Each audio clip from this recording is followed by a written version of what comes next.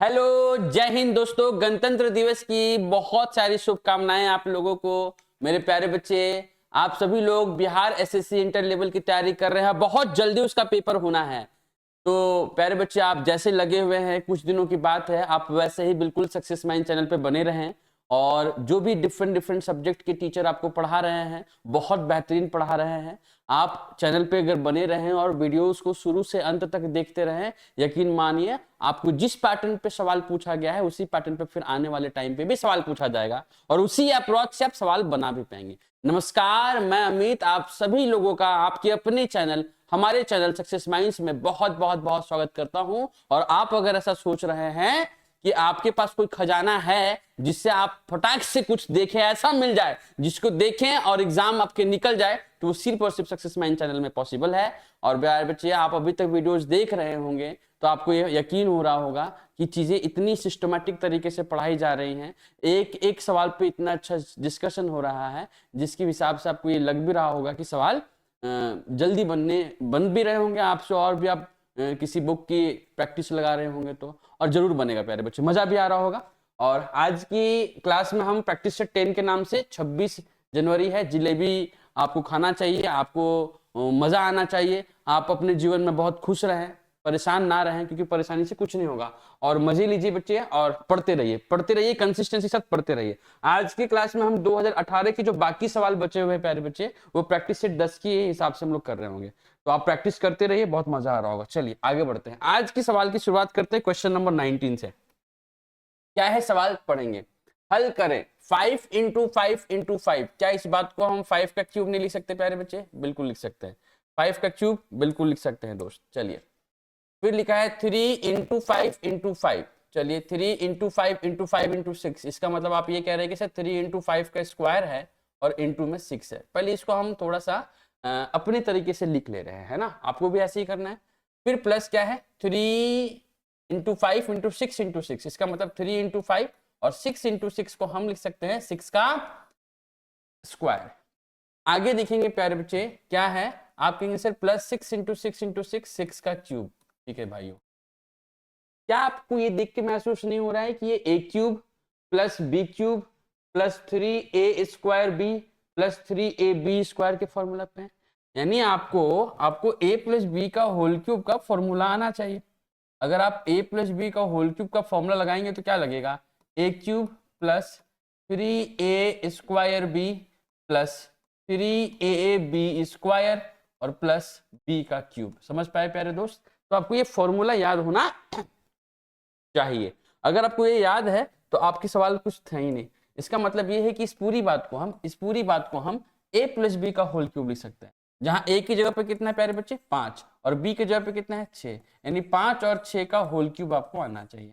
5 और 6 का whole cube का मतलब कितना होगा, 11 का क्यूब, और 11 का क्यूब का मतलब होगा 1331, जो कि option number B is the correct answer. आपको ना 25 तक के क्यूब, 50 तक के पहाड़े, 100-200 तक के स्क्वायर एकदम आपके टिप पे होनी चाहिए, आपको बहुत अच्छे से याद होना चाहिए, तभी आपका कैलकुलेशन बहुत अच्छा हो सकता है। वरना है कुछ नहीं, आपको पता लग गया कि ये A cube plus 3a² B plus 3ab² plus B cube के फॉर्मूले पे है, इसका मतलब a प्लस बी का होल क्यूब। ए की जगह पे 5 का इस्तेमाल है, बी की जगह पे 6 का इस्तेमाल है, तो 5 और 6 11, 11 का क्यूब 13 31 होता है, आपको मालूम होना चाहिए। चलिए दोस्त आगे बढ़ते हैं, क्वेश्चन नंबर क्या है, 20। बड़ा फेमस सवाल ये HCF एलसीएम का। HCF एलसीएम का ये बहुत ही फेमस सवाल है दोस्त। क्या है देखिएगा, आप देखेंगे 5 घंटियां एक साथ बजना आरंभ करती हैं, फिर वे 2 4 6 8 एवं 10 सेकेंड के अंतराल पर बजती रहती है। तो वो सभी घंटियां एक साथ 24 मिनट में कितनी बार बजेंगी, ये आपसे पूछ रहे। तो आप एक 2 मिनट पे बजता है, 2 सेकंड के अंतराल पर, एक 4 सेकंड के अंतराल पर, एक 6 सेकंड के अंतराल पर, एक 8 सेकंड के अंतराल पर, और एक 10 सेकंड के अंतराल पर बैठता है।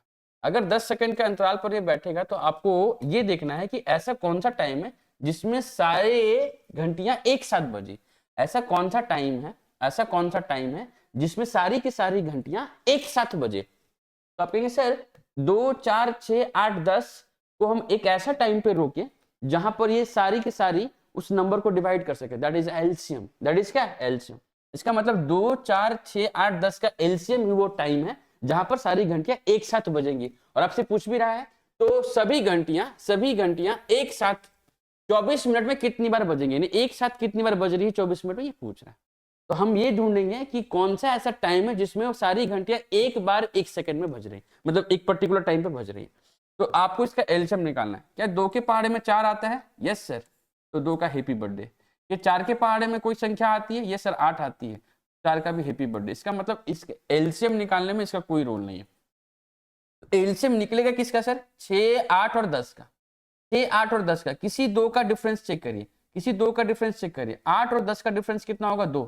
ये हमने पहले भी बता रखा है आपको, 2।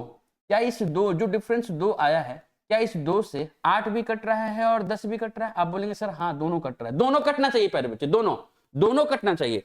जिस डिफरेंस की बात कर रहे हैं उस डिफरेंस से 8 भी कटना चाहिए और 10 भी कटना चाहिए। दोनों कट रहा है? Yes sir. किसी एक को काट दीजिए। अगर हम 8 को काट देते हैं कितने बार में प्यारे बच्चे? आप कहेंगे सर 4 बार में। तो 4 और 10 को गुना करने पे कितना आएगा? 40। लेकिन अभी भी ये एलसीएम नहीं है। क्यों सर? क्योंकि अभी 6 बाकी है प्यारे बच्चे, 6। तो 40 और 6, 40 और 6। सर 40 और 6 में बड़ा कौन है? 40। 40 बड़ा है। तो सर 40 6 से कट रहा है, क्योंकि अगर कोई नंबर एलसीएम है तो वो 6 से भी कटना चाहिए, 40 से भी कटना चाहिए। तो हमने माना कि 40 एलसीएम है। अगर 40 एलसीएम है तो क्या 40 6 से कट रहा है? आप बोलेंगे सर नहीं कट रहा है। क्यों नहीं कट रहा है सर? क्योंकि 6 के पास ना 2 और 3 है, 2 और 3 है। 2 तो 40 के पास भी है सर।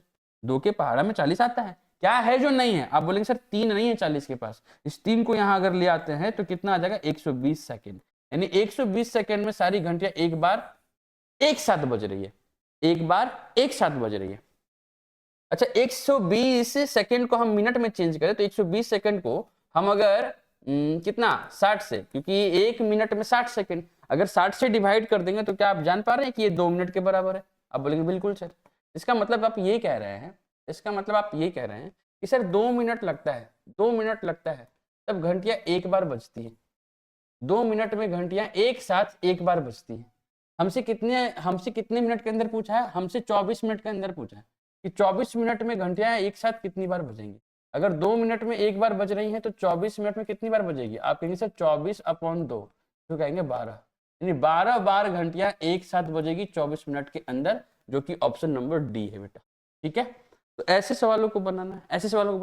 अब ये पूरी बात आपको अगर आती है, आपने किसी क्लास में सीखा है, तो इतना लिखने की जरूरत बिल्कुल है ही नहीं। आपको सीधा पता है 2 4 का कोई रूल नहीं है। 6 8 10 में 8 10 में 2 से कट रहा है 40, 40 और 6 में 3 का अंतर है 120। यानी 120 का मतलब होता है 2 मिनट, 2 मिनट में एक बार, तो 24 मिनट में कितनी बार? 12 बार। तो इस तरीके से सवालों को डील करना। समझ पा रहे हो प्यारे बच्चे? चलो आगे बढ़ते हैं। क्वेश्चन नंबर 21 क्या है देखते हैं।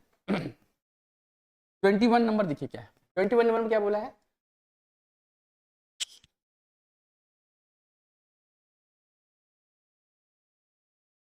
हाँ जी, तो आप देखिए क्वेश्चन नंबर 21 क्या होगा। एक्स वाई की वैल्यू दे रखा है 2:3, वाई जेड की वैल्यू दे रखा है 2:1, जेड ए की वैल्यू दे रखा है 1:3। तो आपसे पूछा है एक्स वाई जेड ए की वैल्यू आपसे पूछा है। सर एक्स और वाई कितना है? आप कहेंगे सर एक्स और वाई की वैल्यू तो दे रखा है कितना? 2:3। बहुत बढ़िया सर, 2:3। सर वाई और जेड की वैल्यू कितनी है? आप कहेंगे सर 2:1। बहुत बढ़िया, 2।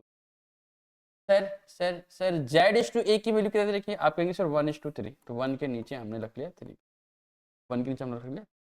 सर हमें किसकी वैल्यू पूछा है? X/Y/Z/A की। सर अगर हमसे XYZA पूछा है, XYZA पूछा है तो हम क्या करेंगे? 2 को 2 से मल्टीप्लाई करते हुए 1 तक जाएंगे, यानी बीच में कितने नंबर मिल रहा है? सर 2 × 2 4, 4 × 1 4, यानी आंसर जो होगा उसके सबसे पहले डिजिट में 4 होना चाहिए। सर इसमें है, इसमें नहीं है तो ऑप्शन बी करेक्ट नहीं है। सर इसमें भी है, सी में भी है, डी में भी है, यानी एक ऑप्शन मेरा क्या हो चुका? एक ऑप्शन मेरा एलिमिनेट हो चुका है, यानी बी ऑप्शन तो कतई आंसर नहीं होगा। अब कतई भाई ये बात समझनी होगी कि A option, C option, D option में हमें कौन सा आंसर है। तो हम चेक करेंगे सर सबसे लास्ट वाले को। सबसे लास्ट वाले को चेक करो। सबसे लास्ट वाले को चेक करोगे तो सबसे लास्ट वाला कौन होगा? 3। 3 से पहले 1 जाएंगे, 1 से पहले 3 जाएंगे। तो आप बताइए मल्टीप्लाई करने पे क्या आएगा? 3 × 1 3 और 3 3 जा 9। इसका मतलब आंसर वो होगा जिसके लास्ट वाला डिजिट में 9 हो, जिसके लास्ट वाला डिजिट 9 हो। सर यहाँ लास्ट में 6 है, आंसर नहीं होगा। सर यहाँ लास्ट में 9 है, यहाँ लास्ट में 9 है, इसका मतलब ये है प्यारे बच्चे कि 2 ऑप्शन एलिमिनेट हो चुके। करना तो आपको हर एक प्रोसेस है ना, करना तो आपको पूरा प्रोसेस है, तो करना पूरा प्रोसेस है, तो एक के बाद दूसरे के बाद तीसरे के बाद चौथे, तो हमने पहला और चौथा को पहले करके ये देख लिया कौन सा ऑप्शन एलिमिनेट हो रहा है, हो सकता है किसी दूसरे स्टेप में ही आंसर आ जाए। तो आपको इस तरीके से सोचना है सवालों को, यानी 2 ऑप्शन बच गए बेटा, तो आप कहेंगे क्या सर, इस 3 को इस 2 में मल्टीप्लाई करेंगे, इसको जिगजैग थ्योरी कहते हैं, और फिर इस 1 पे जाएंगे, यानी 3 से 2 पे आए और 2 से फिर 1 पे जाएंगे, तो 3 2 जा 6, 6 इंटू 1 6, यानी 4 के बाद आंसर वही होगा जो 6 है, 4 के बाद यहाँ 6 है, 4 के बाद यहाँ 3 है, ये आंसर नहीं होगा, एक ही ऑप्शन है सी, तो ये सही है। समझ पाए? आगे आपको बता देते हैं, 3:1, 3:1 और फिर 1 से मल्टीप्लाई करेंगे, तो 3 इंटू 1 1 1, 3 इंटू 1 3, 3 इंटू 1 3, तो आप बोलेंगे सर 3 आंसर होगा, तो पूरा आंसर होगा 4:6:3:9, जो कि ऑप्शन नंबर सी में दिख रहा है। तो आपको पूरे सवाल सॉल्व करने की जरूरत नहीं है, मैं आपको बार बार कहता हूँ तो गधों की तरह लगे रहो, कुछ नहीं होगा बेटा आपका, हम आपको बता रहे हैं। तो आपको ना स्मार्ट वर्क करना, ठीक है। क्वेश्चन नंबर 22 देखो क्या है, क्वेश्चन नंबर 22 क्या है देखो, एक संख्या का 3/5 भाग उसके 1/3 भाग से 20 अधिक है। जब कभी किसी क्वेश्चन में अधिक या कम का जिक्र करेगा ना, तो वो डिफरेंस को शो करता है। जब किसी क्वेश्चन में अधिक या कम का बात करेगा, इसका मतलब वो क्या बात कर रहा है, वो उसके डिफरेंस का बात कर रहा है। जैसे एक एग्जाम्पल से समझो कि मेरे पास 50 रुपए है, हमारे एक रीजनिंग सर है जिसको कहते हैं राजेश सर, संदीप सर, तो संदीप सर जो है रीजनिंग पढ़ाते हैं, उनके पास है 75 रुपये 75 पैसे, यानी 75 रुपये उनके पास है, मेरे पास कितना है 50 रुपये है, और हमारे एक टीचर है जीएस के राजेश सर, वो उनके पास 25 रुपये है। अब बीच में पैसा, मेरे पास 50 रुपये, संदीप सर के पास 75 रुपये और राजेश सर के पास कितने रुपए हैं 25 रुपये। अब मैं ये पूछूं कि राजेश सर के पास मेरे पास से कितने पैसे कम हैं, उनके तो पास तो 25 है, तो आप कैसे निकालोगे, सर मेरे पास 50 रुपये है, उनके पास 25 रुपये है, तो 50 और 25 का डिफरेंस कितना हो गया 25, यानी उनके पास 25 रुपये कम है, यानी आपसे कम पूछा गया तो आपने डिफरेंस किया। अगर हम ये पूछें कि मेरे पास जितना पैसा है, संदीप सर के पास कितने पैसे हैं, तो आप कहेंगे सर ज्यादा, कितने अधिक पैसे हैं, तो आप कहेंगे सर संदीप सर के पास 75 रुपये है, और संदीप सर के पास 75 रुपये है, आपके पास 50 रुपये है, तो उनके पास 25 रुपये अधिक है। आपने कैसे निकाला, उसी 75 में से उसी 50 को आपने माइनस करा, है ना, तब आया 25। इसका मतलब जब मैं अधिक पूछ रहा हूं तब भी आप डिफरेंस कर रहे हो, जब मैं पूछा कि कितने पैसे कम है राजेश सर के पास, तब भी आप डिफरेंस कर रहे हो। यानी बेटा कभी भी अधिक और कभी भी कम का जिक्र हो किसी क्वेश्चन में, तो हमेशा डिफरेंस को रिप्रेजेंट करता है। समझ पाए दोस्त? चलिए, तो ये सवाल है, तो हमेशा डिफरेंस होगा। तो वो संख्या क्या है सर, हम वो संख्या मान लेते हैं x है, आपके अकॉर्डिंग हमने वो संख्या मान लिया x। उस संख्या का 3/5 भाग, यानी x का 3/5 भाग कितना होगा, x गुना 3/5, x गुना 3/5। क्या इस बात को आप 3x/5 भी लिख सकते हैं क्या? आप बोलेंगे बिल्कुल सर। उसके 1/3 से, उसके 1/3 मतलब उसी संख्या का 1/3, यानी x गुना 1/3, x गुना 1/3, x गुना 1/3। क्या आप इसको x/3 भी लिख सकते हैं? बिल्कुल लिख सकते हैं सर, x/3। सर ज्यादा है, 3/5 हिस्सा ज्यादा है, कितना ज्यादा है, तो आप कहेंगे सर 20 ज्यादा है, यानी दोनों के बीच का डिफरेंस कितना होगा, आप कहेंगे सर 20 होगा। सर इसको सॉल्व करने पे क्या आएगा, आप कहेंगे सर 5 और 3 का एलसीएम ले लो 15, 3 इंटू 3 कितना हो जाएगा 9x, और -5 इंटू x कितना हो जाएगा 5x, इक्वल टू कितना 20। सर 9x में से 5x जाएगा तो कितना हो जाएगा 4x, और यहाँ पे हो जाएगा 20 इंटू 15, 20 इंटू 15। सर 4 से 20 कैसे कैंसिल होगा 5 बार में, तो 15 गुना 5 कितना हो जाएगा 75। तो ये आपके क्वेश्चन का बेसिक बात, क्योंकि आपको ऐसे सवाल सॉल्व करने, लेकिन ऐसे सवाल करने से आप सॉल्व तो कर पाएंगे लेकिन आपका रिजल्ट नहीं होगा, क्योंकि आपके पास इतना टाइम नहीं है ये सब करने का प्यारे बच्चे। ये सारी फर्जी बातें हैं जो आपको करना नहीं है, मैंने आपको बता दिया कि होता कैसे। देखिए आपको सवाल कैसे सॉल्व करना था। सर एक संख्या का 3/5 भाग उसके 1/3 भाग से 20 अधिक है, तो वो संख्या क्या? तो संख्या जो भी होगी वहां यही ऑप्शन में से कहीं होगा, जो भी संख्या है यही ऑप्शन में से कोई होगा, और इन 4 ऑप्शन में से कोई एक आंसर होगा। अब हमें नहीं पता है कि वो आंसर कौन सा है, तो हम ढूंढेंगे इन 4 में से सबसे आसान ऑप्शन कौन सा है, तो हम कहेंगे सर सबसे आसान ऑप्शन 65 है। जो सबसे छोटी वैल्यू है उसकी कैलकुलेशन ज्यादा अधिक होती है, ज्यादा जल्दी होती है, जितनी छोटी वैल्यू होगी उसकी कैलकुलेशन ज्यादा इजीली होगा, तो हमने 65 मान लिया। सर 65 का 3/5 निकालो, 3/5। आप बोलेंगे सर 5 से 13, 13 तिया 39, ये फटाफट होना चाहिए बेटा। सर उसका 1/3 निकालो, तो सर 65 तो 1/3 यानी 3 से कटता ही नहीं। 65 एक ऐसी संख्या है जिसकी 1/3 निकालने से 3 से पूरा पूरा कटेगा नहीं। अगर 3 से पूरा पूरा नहीं कटेगा इसका मतलब क्वेश्चन डेसिमल में आएगा, और क्वेश्चन डेसिमल में दिया नहीं है, 20 रुपए अधिक है यानी गोटा गोटा वैल्यू दे रखा है, इसका मतलब 65 तो कभी आंसर होगा नहीं बेटा। सबसे आसान कौन लेगा, इसके बाद छोटी वैल्यू कौन है, 75। देखो मुझे ये नहीं पता कि आंसर कौन है, लेकिन मैं ऐसे ही चेक करूंगा। 75 का अगर मैं 3/5 निकालू, 75 का अगर 3/5 निकालू तो आप कहेंगे सर 5 15 तिया 45, ठीक है सर। सर इसी 75 का मैं 1/3 निकालू, 1/3 निकालू तो आप कहेंगे सर 25। क्या 45 और 25 में 20 का डिफरेंस है, आप बोलेंगे बिल्कुल 20 का, और यहाँ भी 20 ही अधिक दिया था, इसीलिए ऑप्शन क्या होगा बेटा, डी करेक्ट होगा। समझ पा रहे हो? तो ऐसे सवालों को सॉल्व करना है ना, ठीक है चलिए। और ये आसान सवाल था, तो बहुत इसका बेसिक्स भी बहुत टफ नहीं है, लेकिन आपको आना चाहिए वो, है ना। चलिए क्वेश्चन नंबर 23 करेंगे आज की क्लास में। क्या है बेटा, सवाल पढ़िएगा। सवाल में कहता है रमेश को किसी संख्या के आधे को 6 से तथा अन्य आधे भाग को 4 से विभाजित करने को कहा जाता है और उसके परिणाम को जोड़ दिया जाता है, ठीक है। ऐसा करने के स्थान पर रमेश दी गई संख्या को 8 से विभाजित करता है तो सही उत्तर में 8 से कमी हो जाती है, तो संख्या ज्ञात करें। देखिए सवाल क्या है। अब वो संख्या को आपके बेसिक के लिए वो संख्या को हम क्या कह देंगे, हम कह देंगे सर x है। सर संख्या को क्या कह देंगे, x है। संख्या अगर x है तो संख्या के आधे को यानी x/2 को, है ना, कितना से, 6 से, तथा अन्य आधे को, अन्य आधा भी x/2 ही होगा प्यारे दोस्त, अन्य आधे को भाग को 4 से विभाजित करना है। इसको 6 से विभाजित करना है और इस पूरे को किससे डिवाइड करना है, आप कहेंगे सर 4 से विभाजित करना है, ठीक है सर। इसका मतलब आप ये कह रहे हैं कि ये संख्या बनेगी x/12 और ये बनेगा x/8 और इन दोनों को फिर से जोड़ देना। पढ़िए सवाल, और उसके परिणाम को जोड़ दिया जाता है, जोड़ दिया हमने। जब हम जोड़ देते हैं, ऐसा करने के स्थान पर रमेश दी गई संख्या को 8 से विभाजित करता है। पहली बात तो उसने आधे को 6 से और आधे को 4 से डिवाइड करके जोड़ दिया, इसकी जगह पे वो x को 8 से विभाजित कर देता है यानी x/8 हो जाता है। कितना हो जाता है, x/8 हो जाता है। ऐसा करने के स्थान पर रमेश दी गई संख्या को 8 से विभाजित करता है तो सही उत्तर में 8 से कमी हो जाती है, सही उत्तर से 8 में कमी हो जाती है। करने को कहा गया तो उसको ये, उसने कर दिया ये, और दोनों को जब आंसर मिलाया तो 8 की कमी हो गई। अभी बताया आपको कि कभी कमी और अधिक के बारे में क्वेश्चन बात करे, इसका मतलब डिफरेंस की बात कर रहा है। कितने का डिफरेंस है सर, तो आप कहेंगे सर 8 का डिफरेंस है। इसका मतलब ये है कि इसमें से अगर हम 8 घटा दे तो ये संख्या आ जाएगी, है ना। अब इसको सॉल्व करना कितना आसान होगा। अब 12 और 8 का एलसीएम लेंगे तो 12 8 का एलसीएम 4, 4 तिया 12, 3 8 24, है ना।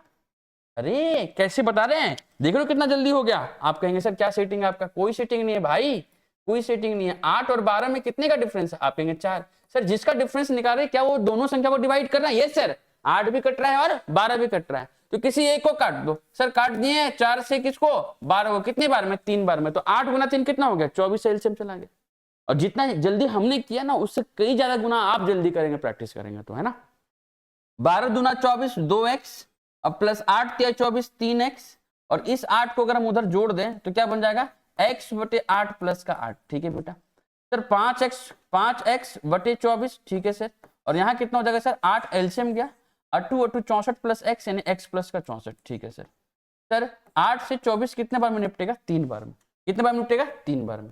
तो सर सवाल में बनेगा क्या, सवाल बनेगा सर ये, सवाल बनेगा ये कि सर 3 की मल्टीप्लाई कर देंगे उधर, यहाँ तो 5x ही होगा, यहाँ तो 5x ही होगा, और जब मल्टीप्लाई करेंगे तो 3 गुना x कितना हो जाएगा, 3x, और प्लस कितना सर 60 की 3 से मल्टीप्लाई करेंगे तो हो जाएगा 180, 4 तिया 12 192, 192। बहुत बढ़िया सर। सर 3x घटेगा तो यहाँ कितना बच जाएगा, 2x, 2x इक्वल टू कितना, 192। तो x बराबर कितना हो जाएगा सर, 2 से 9 बार में 18 और 2 छक 12, 96 क्वेश्चन का आंसर। तो आप क्या है, सही उत्तर 8 कमी होती है। संख्या क्या है, जो संख्या हमने माना था वो x थी, और x की वैल्यू कितनी आई, 96, जो कि ऑप्शन नंबर सी। लेकिन क्या बेटा ये आपको बनाना ठीक रहेगा आपके एग्जाम पेपर में, है ना। अगर आप एग्जाम पेपर में ऐसे बना रहे हैं और फिर हमारा कोई मतलब भी नहीं है ना। आपको सवाल ऐसे नहीं लगाने, आपको सवाल लगाने जो पहले वाले तरीका बताया। क्या वो तरीका, देखिएगा ध्यान से। सर जो भी क्वेश्चन में पूछ रहा है, जो भी क्वेश्चन में आंसर पूछ रहा है वो तो ऑप्शन में गिवन होगा। अब हमें नहीं पता कि आंसर क्या है, हमें नहीं पता कि आंसर क्या है, तो हम क्या करेंगे, हम अपने हिसाब से आंसर चुनेंगे, हम अपने हिसाब से आंसर चुनेंगे। सबसे आसान आंसर कौन लग रहा है आपको, जो सबसे आसान लग रहा है वो कर लो। हमें लग रहा है 92, तो हम 92 ले लेंगे। सर रमेश को किसी संख्या के आधे यानी 92 का आधा करेंगे तो 46। अरे जल्दी जल्दी होना भी तो चाहिए ना, 46 और आधे को, तो और आधा कितना हो गया 46। इन्हें दो हिस्सा में बांट दिए। अगर 92 को दो बराबर हिस्सों में बांटेंगे, क्योंकि यहाँ लिखा है कि सर किस संख्या के आधे को अन्य आधे भाग को, यानी दोनों जो भी संख्या आप ले रहे हैं उन दोनों को आधा आधा बांटे, तो 46 हो गया। सर 40 को 6 से डिवाइड करेंगे, कंप्लीट डिविजिबल नहीं होगा। सर सर सर अगर आधे आधे भाग को हम 4 से डिवाइड करेंगे तो भी ये कंप्लीट डिविजिबल नहीं है। इसका मतलब ये क्वेश्चन का आंसर ही नहीं हो सकता। क्यों सर? क्योंकि जो भी आंसर दिया गया है उसमें 8, उसमें ना 8 का अंतर है। देखो 8 की कमी आती है, जब ये पूरी संख्या कट ही नहीं रही है तो 8 का डिफरेंस कैसे आएगा, डेसिमल में आ जाएगा। इसका मतलब ये क्वेश्चन का आंसर नहीं होगा, तो हमको पता लगे 92 आंसर नहीं है बेटा। 94 को बांटेंगे तो 47, और यहाँ कितना प्यारे बच्चे 47। इसको हम किससे डिवाइड करेंगे 6 से, इसको हम किससे डिवाइड करेंगे 4 से, है ना। और फिर दोनों के बीच में 47 को 47 यानी 96 को, है ना 94 को, अगर 94 को हम 8 से डिवाइड करते हैं तो दोनों के बीच में, दोनों को जोड़ने पे 8 का डिफरेंस होना चाहिए। यही सवाल में लिखा है, यही सवाल में लिखा है। तो सर हम क्या करेंगे, 8 से पूरा पूरा 94 नहीं कटता सर, यहाँ 6 से भी 47 नहीं कट रहा, 4 से 47 नहीं, 47 तो आंसर इसलिए नहीं क्योंकि ये तो प्राइम नंबर है भाई। जब इसका मतलब ये है कि 92 भी आंसर नहीं है, 94 भी आंसर नहीं, तो और छोटा कौन मिला 96, 96 मिला। 96 को दो हिस्सों में बांट देंगे तो कितना होगा आपके सर 48 सर 48 अरे भाई 48 को ठोक दो, पहली बार में 6 से, दूसरी बार में 4 से, और एक्चुअल संख्या कितनी है 96। जब 96 को हम 8 से डिवाइड करेंगे तो ये भी कट जाएगा। इसका मतलब ये कि पूरी संख्या 6 4 8 से कट रही है, इन दोनों में तो कट ही नहीं रहा था। 6 से कितना हो गया सर 8, 4 से सर 12 चौका 48, है ना। दोनों को जोड़ दो बेटा, कितना आया आप कहेंगे सर 20। सर 96 को 8 से डिवाइड करो, 12 8 96, ये 12 और 20 में कितना का अंतर है 8 का। देखो ना 8 की कमी बोला था, देखो 8 की कमी बोला था नहीं बोला था। तो सवाल 1 सेकंड में बन जाना, ऑप्शन नंबर सी। समझ पा रहे हो इस बात को? ये थोड़ा मुश्किल बिल्कुल नहीं है, क्योंकि आपको आदत एक्स की हो चुकी है, आपको बेसिक की आदत हो चुकी है। लेकिन जो एग्जाम में पेपर कर रहा है ना बहुत जल्दी, जो टाइम के अंदर कर रहा है, वो एक्स से नहीं बना रहा सवालों को, वो सवालों को ऐसे बना रहा है ऐसे। आपको पता है कि 94 को अगर दो हिस्सा में बांटेंगे 47 किसी से कटता ही नहीं, प्राइम नंबर है भाई। अगर 92 लेंगे तो 46 6 से भी नहीं करता, 4 से भी नहीं करता, 8 से भी नहीं करता, वो भी आंसर नहीं होगा। सर 96 में दो हिस्सा बांटेंगे तो कितना आएगा 48 आएगा, आएगा कि नहीं आएगा? 48 6 से भी करता है, 4 से भी करता है, 8 से भी करता है, एक ही ऑप्शन तो ऑप्शन नंबर सी। कुछ समझ रहे हो, डिफरेंस समझ रहे हो कैसे बनाते हो और कैसे बनाना चाहिए? यही डिफरेंस है जो आपको आगे लेकर के जाएगी। ठीक है, चलिए आगे बढ़ते बेटा। क्वेश्चन नंबर कितना होगा 24 में क्या करेंगे देखो। कोई धनराशि साधारण ब्याज की दर पर 4 वर्षों में स्वयं की 3/2 गुनी हो जाती है, तो ब्याज की वार्षिक दर बताइए। बच्चा को पता है फॉर्मूला, क्या करेगा formula, rate equal to SI into 100, ये सारी बातें हमने आपको बता रखी, फॉर्मूला कैसे बनता है, upon P into T, upon P into क्या होगा टी। बच्चा बहुत अच्छे से पुट करेगा। सर क्या बोला है, कोई धनराशि साधारण ब्याज की दर पर 4 वर्षों में स्वयं की 3/2 गुनी हो जाती है।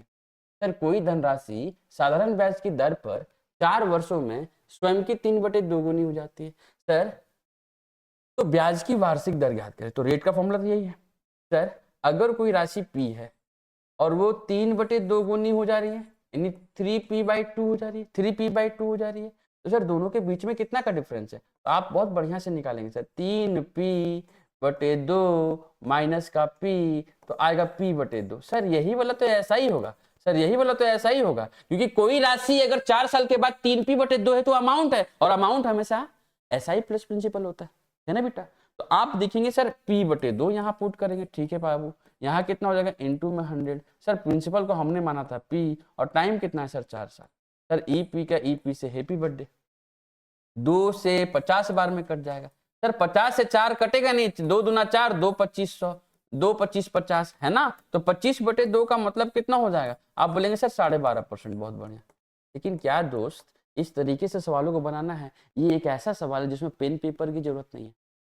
ये एक ऐसा सवाल है जिसमें पेन पेपर की जरूरत नहीं है, यकीन मानेंगे। देखिए मैं आपको बताता हूं कैसे बनाना सवाल को। अरे मेरे दोस्त, मेरे भाई, मेरे मित्र, मेरे सखा, आप एक बात समझिए ना बड़ी आसानी से कि कोई धनराशि है, जब भैया कोई धनराशि है और आप उसको एक्स मान रहे, क्या जरूरत है मानने का? आप 100 मानिए ना, 100 मानिए, 100 हमने मान लो कि 100 रुपए हमने मेरे पास मेरे बैंक में 100 रुपए हमने जमा किया सर, 4 वर्ष लगते हैं जब वो स्वयं की कितनी गुनी हो जाती है? 3/2 गुनी। सर 3/2 गुनी का क्या मतलब है? 100 रुपए अगर हम जमा किए और उसका 3/2 गुना निकालेंगे, इसका मतलब कितना हो जाएगा सर? 50 या 150, 50 या 150। बहुत बढ़िया सर। अरे बुड़बक आदमी, तुम हमको एक बात बताओ कि 100 रुपया अगर 150 हो गया है, 100 रुपया अगर 150 हो गया है, तो 100 रुपया तो तुम ही जमा किए थे। इसका मतलब 50 रुपए हमको क्या मिला है? ऐसा ही मिला है। 50 रुपया हमको इंटरेस्ट मिला है ना। अरे 50 रुपए इंटरेस्ट कितना साल में मिला भाई? 4 साल में। सर 4 साल लगा, 50 रुपया मिला, 50 रुपया। सर रेट ऑफ इंटरेस्ट 1 साल में मिलने पे कहते हैं, 1 साल में जो जमा की गई राशि पे जो इंटरेस्ट मिलता है उसको हम रेट ऑफ इंटरेस्ट कहते हैं। 4 साल में 50 रुपया मिल रहा है तो खाली ये निकालो ना 1 साल में कितना मिला। आप कहेंगे सर 50/4, जिसका मतलब होता है प्यारे बच्चे 12.5%। बताओ, बिना पेन पेपर सवाल सॉल्व करना था, जो कि ऑप्शन नंबर डी है। समझ रहे हो दोस्त? समझ रहे हो? इस वाले प्रोसेस में ना तो बच्चा ऐसा ही की जगह 3p/2a पुट कर देता है ना। तो आपको ये आना चाहिए कि 100 टका हमने जमा किया, 150 टका हो गया 3/2 गुनी। कितने साल में? 4 साल में। 50 रुपया मिला 4 साल में, तो 1 साल में कितना मिलेगा? 50/4, 12.5%। पेन छूने की भी जरूरत नहीं थी इस किताब। देखिए ये थोड़ा आपको लगेगा अजीब, क्योंकि आपको आदत हो चुकी है एक्स बनाने की, आपकी आदत बदलनी होगी दोस्त, है ना। आपको आदत बदलनी होगी। चलिए आगे बढ़ते हैं। सवाल क्या है दोस्त, देखेंगे। 10 संख्याओं का औसत कितना है? 8। 10 संख्याओं का औसत कितना है? 8। यदि प्रत्येक संख्या में 14 से गुना कर रहे हैं, प्रत्येक संख्या में, इसका मतलब हर एक संख्या में 14 से गुना कर रहे हैं। हर एक संख्या से ही तो बेटा औसत 8 बना है। हर एक संख्या में 14 का गुना करने का मतलब है कि औसत में 14 गुना कर दीजिए, तो 8 गुना 14 कितना होगा बेटा? 112। 112। लो सवाल खत्म। नई संख्याओं का सेट का औसत पूछ रहा था आपसे, है ना। तो औसत निकल गया। जब हर एक संख्या में 14 गुना हो रहा है और हर एक संख्या से औसत निकलता है, तो भैया औसत में गुना कर दीजिए, पूरी संख्या में गुना करने की जरूरत ही नहीं है। तो जब कभी ऐसा सवाल रहे कि कोई संख्या में औसत 8 है और हर एक संख्या में 14 का गुना, मतलब उसके औसत में गुना, तो 14 गुना 8 कितना हो जाएगा? 112। सीधा सवाल, कोई लफड़ा नहीं। चलिए आगे बढ़ते हैं दोस्तों। क्वेश्चन नंबर 26 और लास्ट सवाल था। कुल मिलाकर 2018 में 5 शिफ्ट में पेपर हुए थे, 3 दिन में पेपर खत्म हुआ था। उसमें एक 2018 जो 10 दिसंबर 2018 को पेपर हुआ था, उसमें कुल मिला के गणित और विज्ञान में 26 सवाल पूछे गए थे। तो 50 सवाल पूछे गए थे, जिसमें से गणित के सवाल 26 थे, जो मैंने आपको यहाँ करा, या उसका लास्ट सवाल होंगे। ठीक है। राकेश और मोहन का कुल वेतन कितना है? 3000 रुपए। यानी अगर हम राकेश और मोहनवा का, ये राकेश और मोहनवा का दोनों का सैलरी जोड़ दे तो 3000 रुपया आता है। 3000 रुपये, ठीक, दोनों मिलकर 3000 रुपया कमाते हैं। राकेश अपने मासिक वेतन का 25% और मोहन 20% की बचत करते हैं। तो भैया पहले ये तो पता करो कि राकेशवा और मोहनवा में से 3000 रुपया में से राकेश कितना कमाता है और मोहन कितना कमाता है ना। राकेश कितना कमाता है और मोहन कितना कमाता है, तब ना बचत करोगे जी। क्योंकि किसी भी आदमी की इनकम है ना बेटा, इनकम, इनकम जिसको हम लोग आय कहते हैं, इनकम। जब कोई आदमी इनकम करता है, दो ही चीज करता है, या तो वो खर्चा करेगा जिसको हम एक्सपेंडिचर कहते हैं, जिसको हम क्या कहते हैं? एक्सपेंडिचर कहते हैं। और जब वो खर्चा से कुछ पैसा बचा लेता है तो सेविंग कहते हैं। और जब इन दोनों को जोड़ देंगे ना तो इनकम कहलाएगा। इसीलिए किसी आदमी का इनकम पूछना हो ना तो डायरेक्ट मत पूछे, बुरा लग जाएगा उसको। उसे पूछिए बेटा कितना खर्चा करते हो और कितना बचाते हो, और दोनों को जोड़ दीजिए तो पता लग जाएगा उसका इनकम कितना है। समझ रहे हो? तो मैथ गणित आ गया तब ना सवाल कर पाओगे। सुनो, अभी क्या करना है हमको कि 3000 रुपया में, हमको नहीं पता कि राकेश कितना कमा रहा और मोहन कितना। हमसे सवाल में किसके बारे में पूछा है? राकेश का वेतन कितना है। तो आपको तो गांव वाले मास्टर पढ़ाए, क्या पढ़ाए कि सर जब 3000 रुपया में हमको नहीं पता है तो राकेशवा का पैसा को एक्स मान लो। कितना मान लो? कि राकेश एक्स कमा रहा है। राकेश कितना कमा रहा है? एक्स कमा। अगर राकेश एक्स कमा रहा है तो भैया मोहन कितना कमा रहा है? आप कहेंगे सर 3000 में से राकेश का पैसा घटा दीजिए, तो जो बचा हुआ पैसा होगा वो किसका होगा? मोहन का। तो बेटा आप क्या करेंगे? x प्लस 3000 माइनस एक्स लिखेंगे। ठीक। अब सवाल पढ़िए। राकेश अपने मासिक वेतन का 25%। अब आपको पता होना चाहिए कि 25% का मतलब होता है 25/100 और इसका मतलब होता है 1/4। 1/4। तो भैया क्या करेंगे, 1/4 से इसको भाग लगाएंगे। अगर 1/4 से गुना करेंगे तो क्या आप इसको x/4 नहीं लिख सकते? बिल्कुल लिख सकते सर, बहुत बढ़िया। भैया जो भी पैसा कमाया उसमें 25% बचा लिया, यानी x का 1/4 वो बचाता है। ठीक है सर। मोहन 20% बचाता है। सर 20% का मतलब वही बतवा हो गया 20/100। 20% का मतलब 20/100 और 20/100 का मतलब होता है 1/5। ये सब आपको याद होना चाहिए, ये सब पेपर में याद होना चाहिए। तो यहाँ 5 से डिवाइड करते ये बचत निकल गया, किसका? मोहन का। सवाल में लिखा है यदि उनकी कुल बचत 700 रुपए, अब दुइयों को जोड़ दो। जब दुइयों को जोड़ देंगे ना तो पता लगेगा कि दोनों मिलकर 700 रुपए बचाता है। ठीक है सर, यहाँ से सवाल तो बड़ी आसान हो गया सर। क्या करना है सर, 4 और 5 का एलसीएम लेंगे तो कितना हो जाएगा? 20। बहुत बढ़िया सर। 5 का x से गुना करेंगे तो 5x। सर 300 को 400 से गुना 4 से गुना करेंगे तो 1200 और माइनस कितना? 4x और बराबर कितना? 700। बराबर कितना? 700। सर एक बात बताइए क्या करें आगे? सर 5x में से 4x जाएगा तो x बचेगा सर।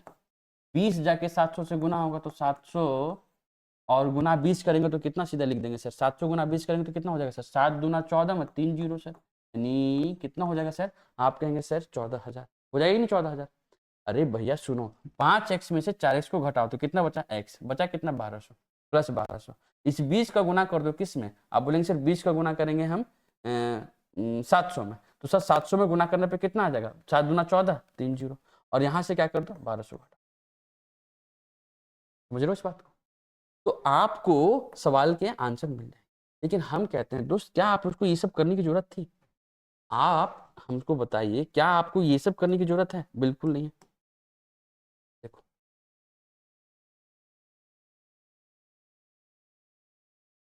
राकेश मोहन 3,000 रुपया कमाता, 3,000 रुपया कमाता है तो 3,000 रुपया में 3,000 रुपया में जो आंसरवा दे रखा होगा वो किसका दे रखा होगा? आप कहेंगे सर जो आंसर दे रखा होगा राकेश का दे रखा होगा, राकेश का।